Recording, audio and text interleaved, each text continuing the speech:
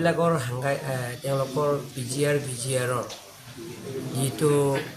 সেই PGR VGRৰ থকা বসবাস কৰা মানুহবিলাকক সুপ্ৰিম কোৰ্টৰ যিটো নেকি তাৰ অৰ্ডাৰ আছে সেইমতে তেওঁলোকে তাত ইভিকশ্যন কৰিব লাগে বুলি কৈছে সেইমতে আমি কাৰ্বি আংলং অট'নমাছ কাউন্সিলৰ পৰা এটা সিদ্ধান্ত লৈছোঁ আৰু অল পলিটিকেল পাৰ্টি ৰাজনীতি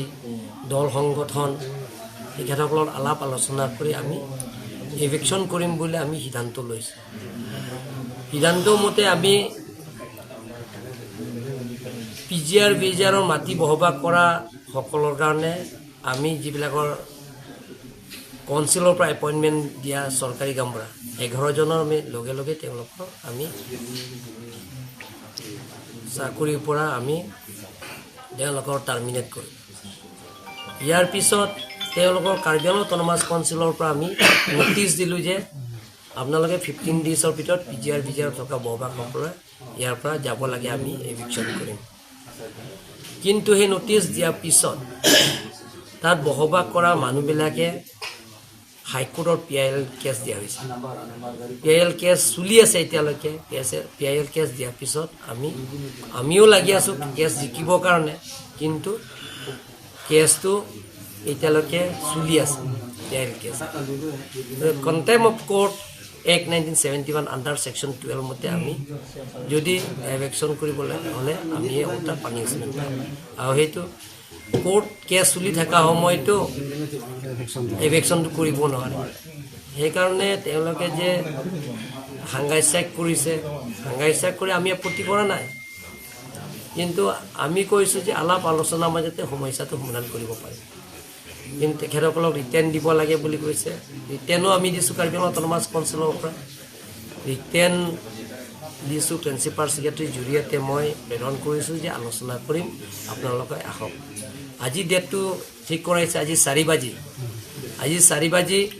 তেওঁলোকৰ লগত আলোচনা কৰা আজি সিদ্ধান্ত লৈছে কাউন্সিল কনফাৰেন্সৰ কিন্তু তেওঁলোকৰ অহা নাই যোৱাকালি তেওঁলোকৰ কেইজনমান ধাৰণা পাৰ্টি তেওঁলোকৰ আৰক্ষীয়ে ট্ৰিটমেণ্টৰ কাৰণে তেওঁলোকে গুৱাহাটী লৈ গৈছে চিকিৎসাৰ কাৰণে গুৱাহাটী এৰেষ্ট নহয় গুৱাহাটী মেডিকেল কলেজত লৈ গৈছে তেওঁলোকৰ স্বাস্থ্য ফাৰ্ডাৰ ট্ৰিটমেণ্টৰ কাৰণে তেওঁলোকে লৈ গৈছে গতিকে সেইটো লৈ তেখেতসকলে মানুহৰ মনতো ভুল বুজাবুজি হৈছে যে এইটো এৰেষ্ট কৰা হৈছে বুলি যে কেইজনমান ল'ৰা যুৱক যুৱতী আহি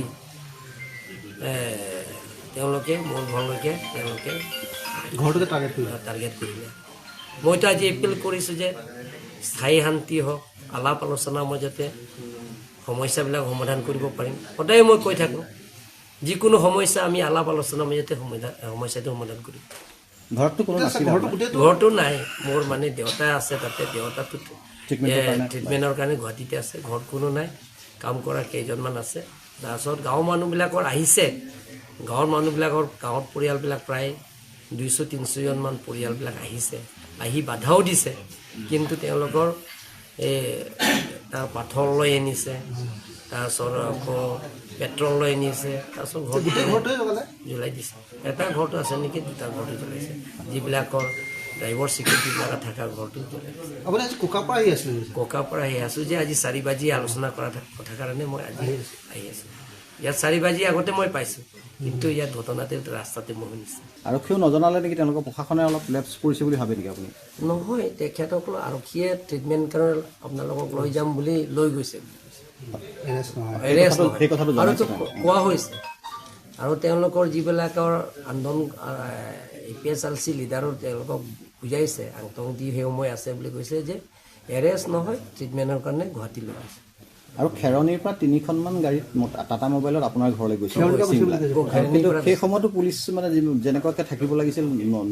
পৰ্যাপ্ত নাথাকাৰ কাৰণে হ'ল বুলি ভাবিছোঁ গোটেই কথাটো গতিকেতো মই ক'ব নোৱাৰোঁ মই ঠাইত নাই গতিকে এতিয়াতো যি ঘটনা হৈছে গতিকে মই ৰাইজক অনুৰোধ কৰিব বিচাৰিছোঁ যাতে এনেকুৱা ঘটনা খেৰণিটো অলপ উত্তেজনা আছে অলপ দল সংগঠন মই অনুৰোধ কৰিছোঁ কাৰ্বি আংলং ৰাইজক অনুৰোধ কৰিছোঁ বুদ্ধিজীৱীক অনুৰোধ কৰিছোঁ যাতে কাৰ্বি আংলঙৰ এনেকুৱা ঘটনা যাতে নহয় শান্তি থাকক তাৰ কাৰণে মই সকলো ৰাইজক অনুৰোধ কৰিছোঁ